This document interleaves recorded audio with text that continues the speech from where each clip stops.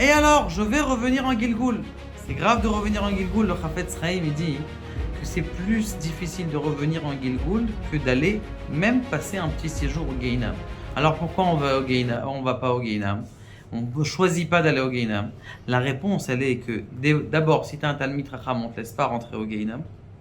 Parce que la force de la Torah, elle fait en sorte que la lumière, le feu de la Torah, il fait que tu ne peux pas rentrer au Guéinam. Ça, c'est une chose. Deuxième chose, déjà, ils s'approchent. On leur approche doucement.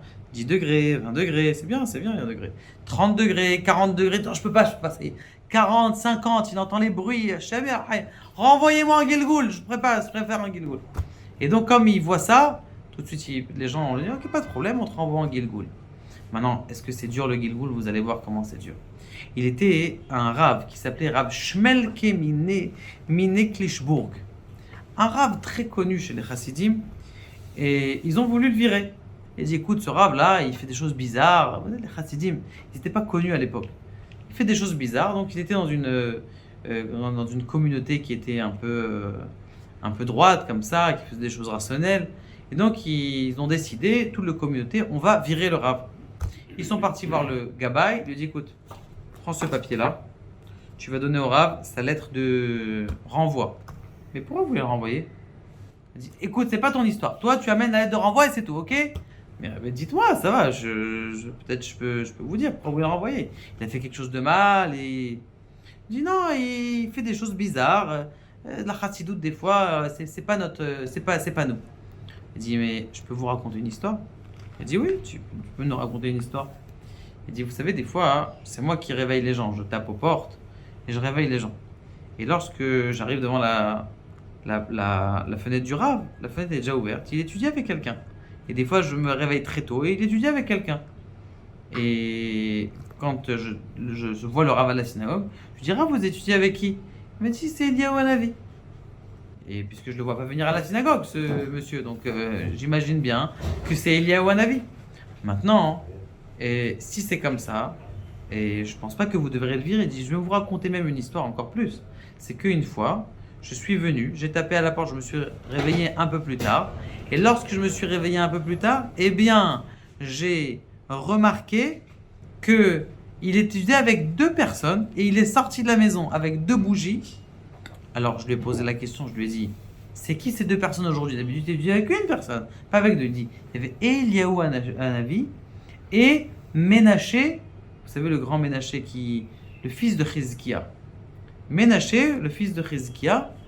Et alors, qu'est-ce qu'il est venu te dire? Je vais t'expliquer ce qu'il est venu te dire. Il y avait un Rav qui m'a envoyé dans une ville proche de chez nous. Il y a un Rav qui m'a envoyé une question dans la ville que le Bet Hadin, eh bien, ils lui ont demandé qu'il y a une femme veuve qui est venue les voir et il a demandé, cette femme, elle a demandé qu'on lui donne sa ketouba. Et donc, c'est le Bedin qui doit donner la ketouba. Est-ce que j'ai le droit? On a le droit de donner la ketouba. Et on a refusé. Pourquoi on a refusé? Parce que ce monsieur-là, eh bien, il est parti dans une maison où c'était un lieu de culte. Il y avait là-bas plein de statues. Il a cassé toutes les statues. Ils l'ont attrapé, bien sûr, en jugement. Et lorsqu'il est arrivé en jugement, eh bien, ils l'ont mis peine de mort. Il a dit, alors donnez-moi à manger, c'est pas grave, c'est ma ketouba. C'est normal que je prenne ma dot. Il dit non, ça c'est considéré comme un suicide. Et nous avons des klalim brorim, des généralités, des statuts généraux, que si quelqu'un il se suicide, eh bien, on n'aide pas la famille qui est autour, c'est comme ça. Il lui a dit, ok, mais alors ils sont partis voir le Rav. Et lorsque le Rav il est venu me voir, il est venu me donner qu'est-ce que je dois faire? Et on a répondu. Ce qui s'est passé, c'est que Eliyahu Hanavi est arrivé, et est arrivé avec lui Ménaché, le fils de Chizkiah. Ménaché, le fils de Chizkiah, c'est lui qui a pris une idole, il l'a mis dans la Beth Amikdash.